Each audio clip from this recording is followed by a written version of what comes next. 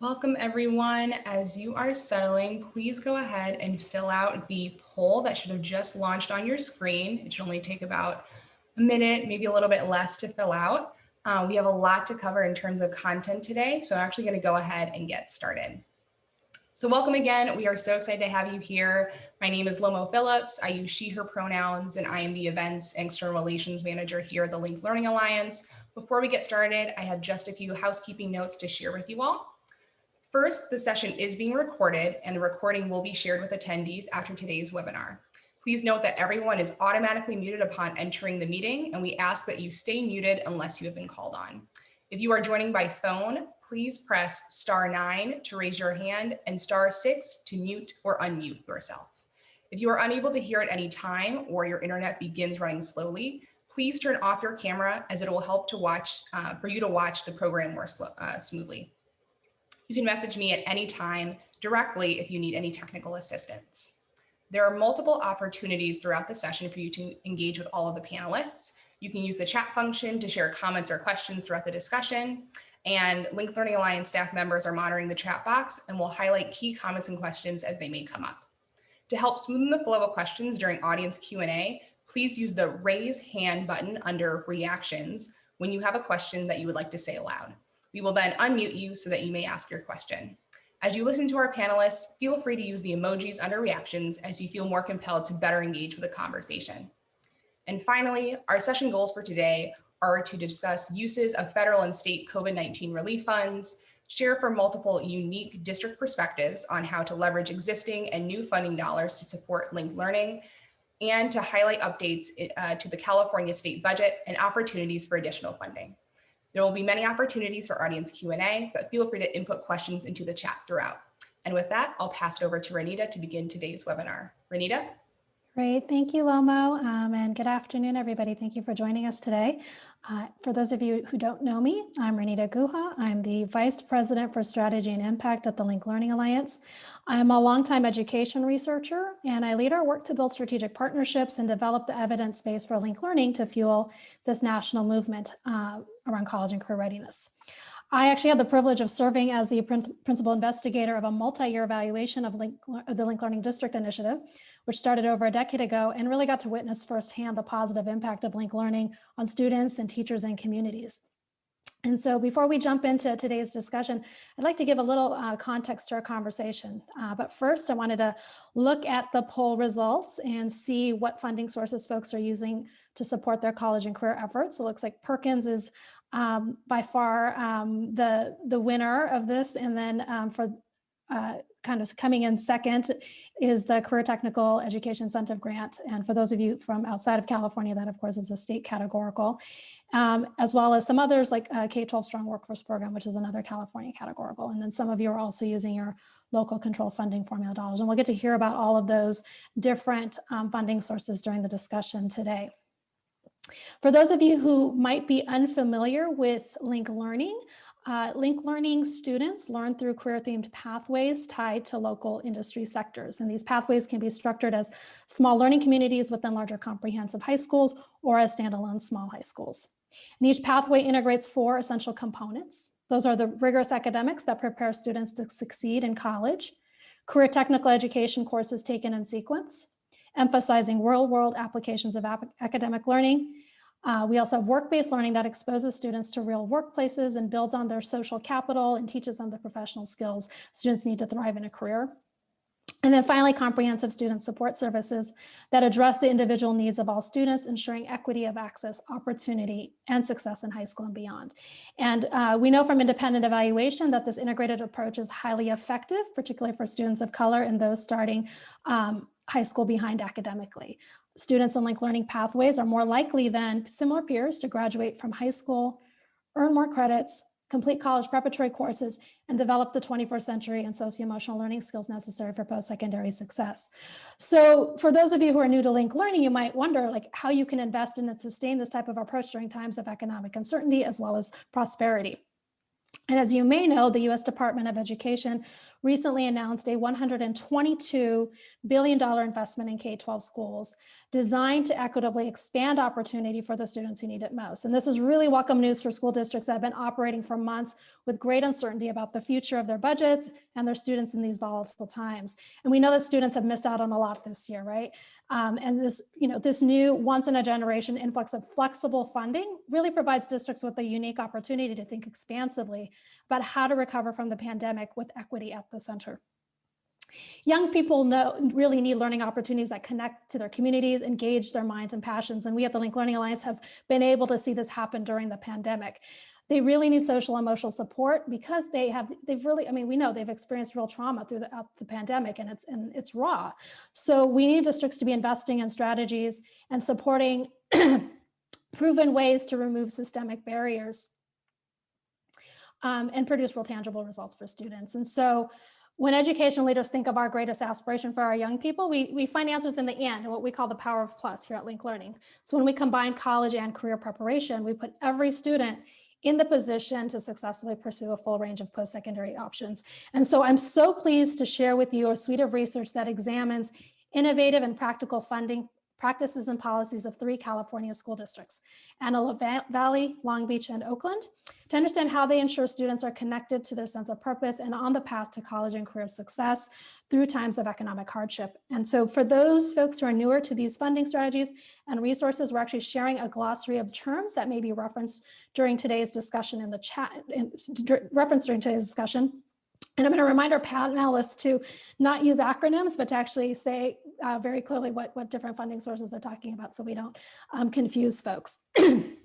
So here with us today to bring further insight into the research, we have assembled a panel of really phenomenal Link Learning district leaders, as well as a federal advocate from DC, who's going to provide a glimpse into how districts can strategically structure their funding to better support integrated college and career pathways. And before our panelists introduce ourselves, I do need to note that unfortunately, Najma Ahmad, the program director for career readiness initiatives at the Council of Chief State School Officers, is unable to join us today due to a family emergency. We wish her the best, and we'll be sure to share ways to connect you with CCSSO's work following the webinar. So with that, I'm going to allow the panelists to go ahead and introduce themselves, and we'll start with Anne. Thanks so much. It's a pleasure to be here with you all today. Hi, I'm Anne Heislip. I'm the Director of Policy Development at the Alliance for Excellent Education. We are a DC-based nonprofit that works from sort of the classroom to Congress, but especially to make sure that our historically underserved students not only graduate high school, but graduate ready for college and career, and have been longtime fans and huge advocates of the linked learning approach. So that is our favorite thing to see, is promising practices that were developed locally so that we can then advocate for them on Capitol Hill and with the U.S. Department of Education. So I'm thrilled to be here today. Thanks so much. Thank you, Anne. Betsy? Good afternoon, everybody. I'm Betsy McKinstry, and I'm the Director for Career Technical Education and College and Career Readiness for the Antelope Valley Union High School District, which is located 65 miles north of Los Angeles and sometimes is referred to as the Aerospace Valley. We're in a high desert region that is somewhat remote in the northernmost part of Los Angeles County. Thanks, Betsy. Rebecca? Thank you, Renita. Yeah, I'm Rebecca Lecoq, and from Oakland Unified School District, and I'm the Director of Linked Learning College and Career Pathways. And I think a lot of folks know where Oakland is, but also in California, of course, pretty big city. And definitely linked learning is our core strategy for transforming high schools, and entirely about equity of access and enriching educational experiences for our students. So I look forward to speaking a bit later, and I'll hand it to Cindy. Great. Hi, I'm Cindy Bader, and I'm the administrator for Linked Learning for the Long Beach Unified School District. I support the implementation and the continuous improvement efforts of our pathways that are leading towards gold certification, as well as supporting them through public and private grants. Thank you, Cindy. And we are so excited to have all 4 of you on with us today. I'm going to start with you, Anne. I'm wondering if you could just share a bit about the federal relief funds and how they can be used to advance the linked learning approach. Sure thing, Renita. It's a great segue. So yeah, I think we saw through the poll that a lot of you are using very different funding sources right now to support your linked learning approaches, but there is a new opportunity through the American Rescue Plan, which was just passed a few months ago, to really expand and build on that work. So as you'll see on the next slide, we really have an unprecedented amount of funding in this package. It's $123 billion for K-12 education, which is nearly 5 times the annual amount that Title I and the Individuals with Disabilities with Education Act receive for special education. So it's a very large pot of money that includes an $800 million set aside explicitly to support students who are experiencing homelessness. It also included $40 billion for higher education, and then sort of smaller amounts for supporting students in private schools. That money, unlike the $123 billion, which would flow to your California Department of Education, that $2.75 billion for private schools goes to governors. And then there's a separate sort of $3 billion that is just going to the Individuals with Disabilities Education Act for students with disabilities. So we are talking a lot of money, and this is of course on top of 2 federal relief packages that passed last year. So in total, we really have, I think, nearly 7 times the amount of that Title I and IDEA, Individuals with Disabilities Education Act funding in a given year that has been released by Congress sort of, and now is flowing to districts and figuring out what can we spend this on. So on the next slide, I think you'll see one of the differences with the latest round is that unlike some of the previous relief funds, which I think were very general and just meant to plug holes that districts had immediately, there are some particular set-asides in the latest American Rescue Plan that really, I think, speak to and could affect linked learning. So at the state level, most of the money, 90% that each state receives, goes to school districts, but the State Department of Education can keep 10% of the money. There are some stipulations though on how they spend that. 5% of that 10%, so half of it, needs to be dedicated towards supporting learning loss and accelerated instruction for students who may have lost ground or just not have unfinished learning from the year that we've just had. 1% is for summer enrichment programs and 1% for comprehensive after school activities.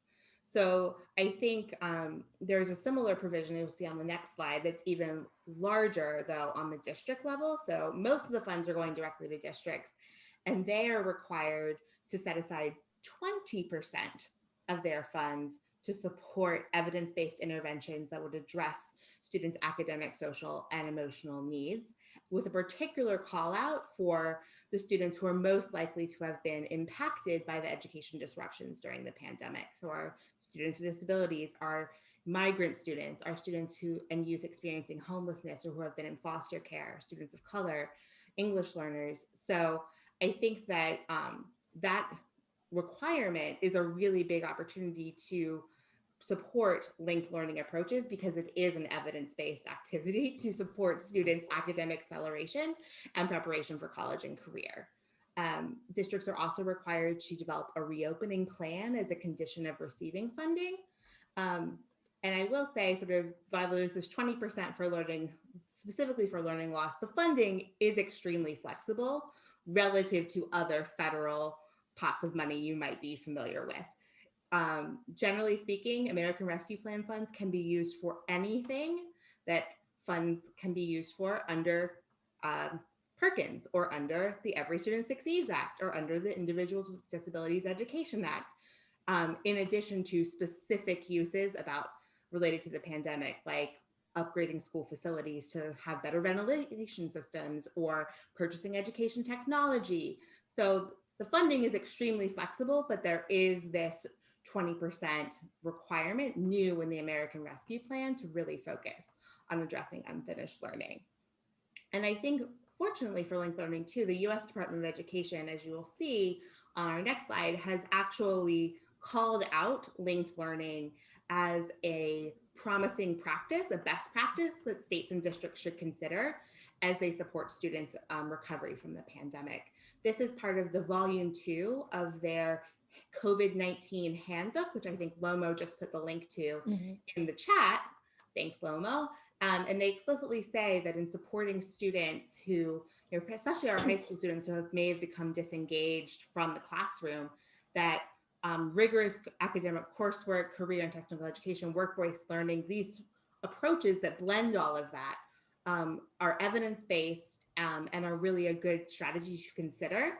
So I think just if you take away one thing here is that ARP funds can be used for linked learning approaches. And I think at the Alliance, we certainly hope that they will be used in that way. Districts are just starting to get access to these funds. Some of your districts may not even sort of have gotten the first cut of them yet, but you're planning to they will be available for obligation through September of 2024. So there is, I think, a lot of excitement around these funds, but they don't need to be spent right away. And I'm sure that's something that our district leaders will talk about, is sort of how they're thinking about spreading out these funds and using them in combination with other state and local funds as well. So I'll turn it back to you, Renita. Great. Thank you so much, Anne. And we will come back to the COVID relief dollars in just a little bit. And if folks have questions for Anne, please feel free to put them in the chat. So I'm going to turn to our district leaders now and start with Betsy. And Betsy, you mentioned Antelope Valley as being called the Aerospace Valley. Wondering if you could just provide a little context on Antelope Valley, the demographics, so people just have a sense of what it's like there, and then describe how the district has leveraged both existing and new funding dollars to support linked learning pathways. Great. Thank you, Renita. So it is important to note that we're a Title I district with almost 74% of our students being low socioeconomic status, that we have 16% of our students that are designated special ed students, 8% EL students, and that we have a higher than our other districts within Los Angeles County percentage of foster youth. So definitely we serve our students are representative of underrepresented populations, which is really important as we move forward with funding. I think there's two big pieces that really allow us to look at a very integrated braided funding model to support the components of linked learning, which really do also align with our vision statement of every student being prepared to graduate for college and career ready. And one of those is the fact that we are driven by that vision statement because of our demographics. That college and career preparation, we know, leads to opportunity for all students, and especially our students that are underrepresented. And the second piece is that we use a very collaborative approach and a growth mindset really within our ed services team, which works together to look at how we provide all the resources necessary for all of our students to meet that vision statement of being college and career ready. Great, thank you, Betsy. And before I move on to the other, to Cindy and Rebecca, I was wondering if you could just say really quickly what the different funding sources you all are using towards supporting your linked learning pathways. Sure. Let's see, California Partnership Academies, Title I, our general fund from our local control accountability plan, our K-12 Strong Workforce Grant, which is specific to California and transition to community college pathways, our Career Technical Education Incentive Grant, our Agriculture Incentive Grants, our industry funding that we get from the aerospace companies and corporations, or any other private funding that is used to support the linked learning initiatives. Great, thank you so much. And later on in the webinar, we are going to go into small breakouts where you can ask each of our panelists more specific questions about these funding sources. So we'll go into more detail in a little bit. So right now, so Cindy and Rebecca, both Long Beach Unified and Oakland Unified are what we call wall-to-wall linked learning districts. Most or all kids are in a linked learning pathway. I'm wondering if you could each explain the demographics and a little bit of context about your districts, and then talk a bit more about how you're braiding funding to support pathways, and leveraging both public and private dollars to create a really robust funding structure for linked learning. And we're going to start with Cindy. Hello, everyone. Good afternoon, and thank you. So just a little bit about Long Beach Unified. We have approximately 70,000 K through 12 students. Over 80% are from minority populations, and 63% are socioeconomically disadvantaged. As was mentioned, we are a wall-to-wall linked learning district, meaning that all 8th grade students choose a career-themed pathway for high school. We have 6 large comprehensive schools that each have between 2,000 and 4,000 students. We have 5 small career-themed schools with between 500 and 800 students. And in all, we have a total of 38 pathways. So when we talk about funding, it's important to consider that for Long Beach Unified, linked learning is not something that needs to be funded, but rather linked learning is the board-approved approach chosen to ensure that all students are college and career ready. The majority of staffing is funded through our state local control funding, LCFF, and is addressed in our local accountability plan, which we refer to LCAP, which guides the priorities in the budget development process. So for example, our LCAP, if you read it, it will state that LBUSD will enhance the linked learning initiative, which uses rigorous coursework, technical training, work-based learning, and related student services to create connections between high school, college, and careers. This enhancement allocates resources for work-based learning activities, provides pathway program incentives, and expands pathway program staff support. Additionally, as career technical education is an important pillar of linked learning, the LCAP states that in order to ensure access and equity to our CTE programs, particularly to our most vulnerable students, our pathway teams will provide guidance to ensure that all students are on track for successful pathway completion. So with linked learning pathways as a funding priority, support is centralized to ensure equitable implementation to support all pathways and provides leadership and the curricular support for all students and schools. One thing to note, though, is that the majority of staffing expenses would exist with or without linked learning. All site administrators, counselors, and teachers are assigned to oversee a pathway. And when all the students are in pathways in linked learning, then pretty much all we do for high school transformation does in fact impact our students and our pathways. In addition, critical to the work is the additional state and federal grants such as Perkins, Career Technical Incentive Grant, Strong Workforce, CPAs. They all support the pathways and provide the rich hands-on experiences that the students need and professional development for the teachers. So that's a brief explanation of how linked learning is supported in Long Beach Unified and by the board-approved initiative. And I will hand it over to my colleague, Rebecca. Thank you, Cindy. So great to see everyone, seeing some familiar names and faces. And I'm again with Oakland Unified. So Oakland serves about 35,000 students in district-run schools, a little over 50, including charter schools across the city. And we are at about 73% national school lunch program, or low socioeconomic, very diverse school district. And we also are wall-to-wall, as Renita said, linked learning pathways, over 90% at this point. Our students start in grade 10 in linked learning pathways for the most part, so they're not choosing a pathway systematically at the 8th grade level yet, but they come into sort of small learning communities, which are very cohorted and very intentional, with a lot of linked learning elements in the 9th grade, and then opt into a pathway in grade 10. I'm sorry for the background noise. Working from home still.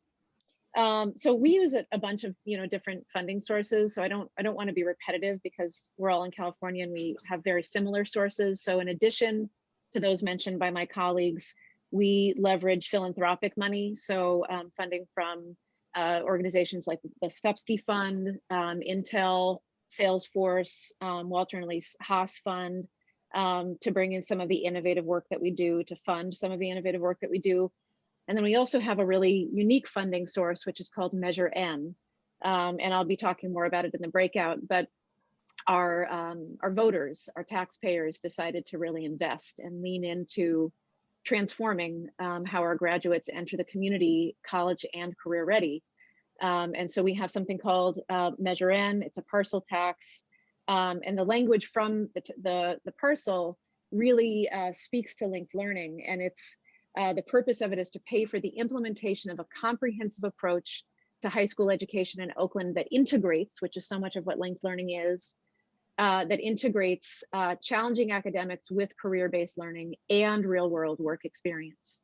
And so I'll talk more in the breakout about it. I don't want to go on too long here, but it really enables us to do some very systematic work citywide with tremendous support from kind of all corners of the city as we work to transform outcomes for kids. Great, I'll leave thank it you. at that. Great, thank you, Rebecca. And I just want to acknowledge how resourceful all three of you have been in putting together funds to support linked learning work in your districts. Just wondering, what if there have been any challenges, either expected or unexpected, that you've gone through in trying to obtain funding for linked learning? And I'll open that up to any of the three of you. I don't know a challenge around obtaining the funds other than the process of obtaining the funds, right? Lots of grant writing. but I think one of the challenges or the interesting things that I've had to learn along the way is timing, right?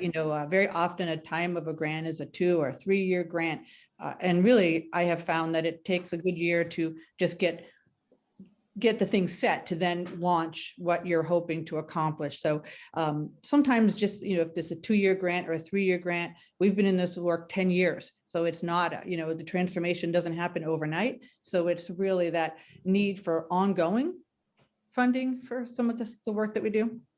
That's great, Cindy. Thank you. Rebecca or Betsy, do you want to jump in? I think I would certainly echo Cindy, and I would just add that I think the linked learning requires a lot of innovation and creativity, and I think often the money, nearly always in fact, the money that we've gotten from the state and federal governments are they take a lot of work to get, and they can be at significant levels, but they have very clear guardrails, and part of what has kept me in linked learning as long as I've been in it, which is 20 years, is that it grows and that we learn and that it evolves. And if the funding doesn't enable that, it's very difficult to fuel the teachers and the practitioners, to keep innovating. So that's been a challenge, which Measure N has helped address, but it's definitely a challenge. Of course. Betsy, anything else from you? I would just say that one of the challenges is that sometimes we go after the money and revise our programs to pursue the funding. And I think one of the challenges is really to stay true to your course. And the course of linked learning is really opportunities, equity, access, and college and career ready. And we know that students are not all students are going to walk out the door of graduation and go right into a 4-year university. But we do know that by having and obtaining postgraduate degrees and certifications will give students not only short-term, but definitely long-term opportunities, and that all students. And so if you look at all your grant funding through that particular lens, that is a way that you can kind of change that this grant is only done for this group of kids and this grant done for this group of kids. And so I think that that's the challenge, is to really, as I mentioned prior, to have a mindset of being more comprehensive as you approach your funding. Great. Thank you, Betsy. Before we go into the breakouts, I wanted to turn it back to Anne. I think one of the great things right now is, as you mentioned, is the federal dollars are super flexible, which is great, given that a lot of times federal and state grant programs and categorical tend to be pretty restrictive. I do want to just ask you what you're hearing about districts' plans to leverage the COVID relief dollars to address equity gaps that have been exacerbated by the pandemic, and how they're planning to use the dollars to accelerate learning. So what are you hearing from on the ground from districts or even from states? Yeah, it's a mixed bag, and I will say a lot of districts are still making decisions. They are still wondering and figuring out what the best uses of funds are, especially recognizing that these are one-time funds. So wanting to make sure that they think thoughtfully about spending these funds and avoiding any sort of fiscal cliff in the future. One thing that I think I have seen districts and states considering with this most recent funds is ways of increasing teacher pay for summer school. So teachers are typically, maybe just paid their normal rate if they teach during the summer, but knowing how critical this summer could be to start accelerating students' learning, I've seen some districts proposing to, have a higher rate to support more teachers who might be wanting to spend the summer helping students catch up. And I think in general, too, there's a lot of interest about ways that there can be summer enrichment programs and other opportunities to re-engage with students this summer, as well as starting into the school year. I think also given the one-time nature of these funds, I've seen districts thinking about, sort of that infrastructure, school building upgrades, things that really truly are a one-time cost and not sort of a recurring cost that you might have, say, with hiring a new position or a new counselor, though there is definitely interest in using these funds as well to increase some of the support positions to address students' mental health and academic and social emotional well-being coming back. So I think it's a lot of uses. There's still a lot of conversations about how the plans will shake out, but I think for right now, those are some of the things I've seen in particular. And I actually really love the question from Margaret about, whether the funds could be used to support paid internships for high school students, which I know is something we at the Alliance really think is an important way to develop student social capital and re-engage them. And it sounds like most likely yes. And I know, there's lots of great research from the Brookings Institute and others that talk about the impact and power of work-based learning for students' futures. So it sounds like that is probably an allowable use. Yes, it is. And one thing, this is for only the truly wonky out there, but most federal funds or a lot of them have a supplement, not supplant requirement on them, so that, the federal funds can't supplant state and local dollars. The American Rescue Plan does not have a supplement, not supplant provision. So they are even sort of more flexible than you in that way as well. So I think that's sort of one thing that I think often districts stumble upon is, well, that might be supplanting. I think that's just one less thing to worry about in spending these dollars. Perfect. Thank you so much, Anne. So rather than doing a traditional Q&A, we're actually going to split folks into different breakout groups by topic area. So you're going to be able to self-select a breakout room by going to the bottom of your Zoom screen and selecting breakout rooms next to the reactions button. When the breakout room pop-up appears, select the room you'd like to be in by hovering over the number to the right of the room and clicking on Join. You can leave the main session at any time by clicking Leave Room in the bottom right-hand corner of your screen, where Lomo will be able to assist you with any technical difficulties. Or you may switch between rooms by, again, selecting breakout rooms on the bottom of your screen and clicking on Choose Breakout Room. Oakland Unified's room will be joined by me and, of course, with Rebecca, and we'll focus on local community investment through Measure N. Long Beach's room will focus on the use of general funds through the local control funding formula, and we'll be joined by Ann Hyslop from the Alliance. And Antelope Valley's room will discuss braiding local, state, and federal dollars with a focus on the use of state categoricals like the Career Technical Education Incentive Grant and Strong Workforce. So with that, the rooms are now open to join. So go ahead and do so and let us know in the chat which room you'd like to join and we can place you in there. So enjoy your conversations and we'll see you back here in about 15 to 20 minutes. Thank you all for joining us in the breakouts. Would any of our panelists like to share some bits from your conversations, everyone? Just what were some of the questions and concerns that were raised in your respective breakout rooms and what struck you about the conversations you had? So I'll turn it to our panelists. Wonderful questions. Never enough time, as you know. But I think the fact that we look at the funding holistically and not through siloed was probably the most significant. And also the strong industry connection that we have. Perfect, thank you. Cindy? Yeah, I think one of the main questions was really around how and when did the linked learning become a board approved initiative, right? And then how that plays out. So we talked a lot about that as it pertained, Pasadena and Porterville were also in my breakout room. So they also had similar board approved. So we sort of talked generally around how that happened. Right, and that's connecting sort of the local policies to the funding, right? That you also, I mean, one of the things that it comes out in the suite of research, it's not just about the funding, but it's sort of what are the board policies? How, how is linked learning sort of in your local control accountability plan? What are the other ways in which, the funding is supporting your policies, your graduate profiles, other things you have in place? Rebecca, we'll close with you on this. Yeah. Well, and I put in the chat a big thank you. We got cut off mid-sentence, which may have happened to others as well, but I really appreciate my group.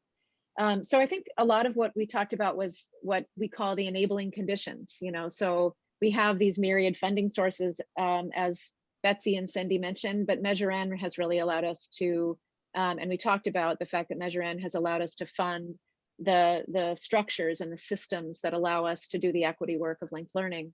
And what we started to talk about was how Measure N and other funding sources allow us to do work that focuses in areas similar to African American male achievement, and also addressing some of the social emotional learning and trauma-informed practice in our high schools. I think that summarizes it. Great, thank you, Rebecca.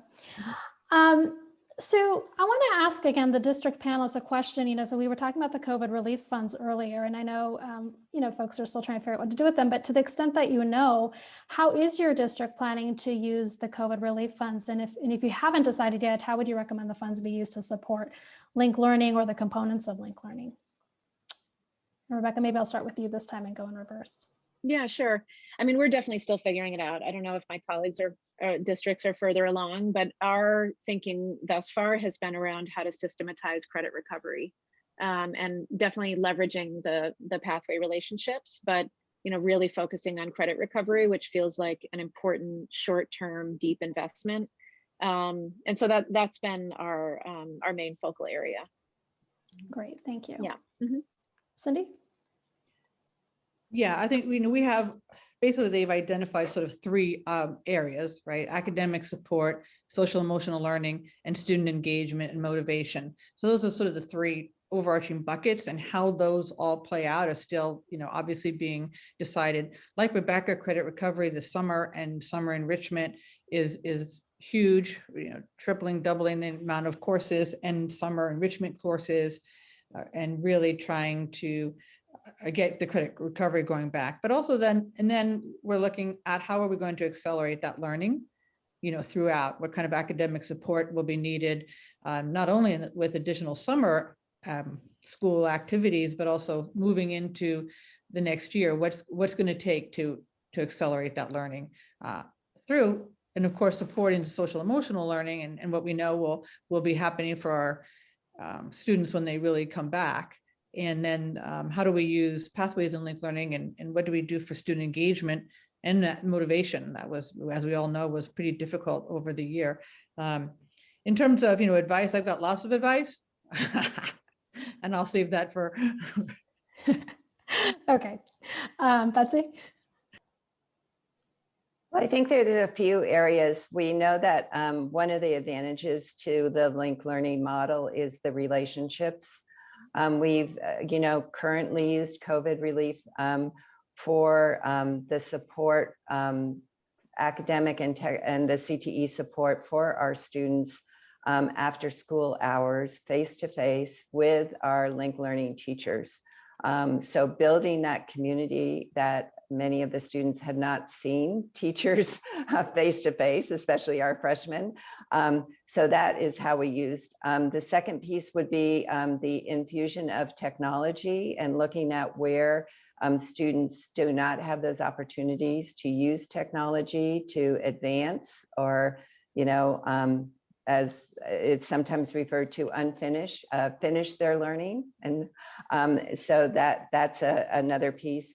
And then we're really kind of looking at summer programs on kind of experiential learning opportunities that students did not get during the virtual environment of learning. And so those are the three areas where we're looking to infuse those dollars within the linked learning context. Perfect. Thank you so much. So we're about to close up, but I did want to share some updates also about the state budget, because there's a lot, not only do we have these COVID relief dollars, but we have a lot of money in the state budget. So, as you might recall, back in January, the governor presented a record $90 billion for K-12 and community colleges for next year. That would provide, again, new additional funding and new opportunities. And that includes also 3% more for the UC and CSU systems. The centerpiece of that January budget was $4.6 billion for summer school and expanded learning time to confront the challenges students have been facing through the pandemic. And then, of course, we just talked about the federal dollars. Just really quickly, the timeline, just so you all are aware, is that the May revise will be released probably by next week. The fiscal outlook continues to be very positive. So expect a lot of additional one-time funding, and then the process will continue after the May revise until a final budget by mid-June. And then in terms of the COVID dollars for California, there were sort of several different pots of money, again, several $1 billion that can be used to support COVID-19 relief and response in schools, and that includes existing federal education programs such as special education services, career technical education, and supplemental services for historically marginalized students. Those dollars, as we've talked about, can be used for accelerated learning opportunities, student meals, mental health services, and educational technology. So all the things we've been talking about today, there's a lot of flexibility in those COVID funds. So between the state dollars and the federal dollars, there's going to be a lot of monies that are about to come in. So this is your final chance to ask any questions of the panelists. So feel free to enter those in the chat. And while you're doing that, I just want to thank everyone for attending today's webinar. And I want to thank our panelists who took the time to share their insights today. So let's give them a big virtual round of applause. We'd also really love your feedback regarding today's event. So if you could either click on the link that Loma is sending out in the chat, or take a photo of the QR code with your phone, which links to that same survey, we'd appreciate your thoughts. And it should just take a couple minutes to fill out, and you can do that while you're on here. There are a multitude of ways to stay connected with us and our work. And so we actually have a few more really exciting events coming up in the next month to close out our year. Next week, we're going to be launching our inaugural Link Learning Student and Alumni Network. And the week following, we'll be hosting a field-wide symposium and celebration. And so we very much hope to see you all there. And Lomo is dropping chats of all the links to the RSVPs in the chat. And we'll be following up with more information and resend the RSVP links after today's session, along with a recording of our discussion. So thank you so much again for your participation in today's session. We hope to see you again soon, hopefully in person in the near future, and wish you all a really wonderful day. Thank you so much.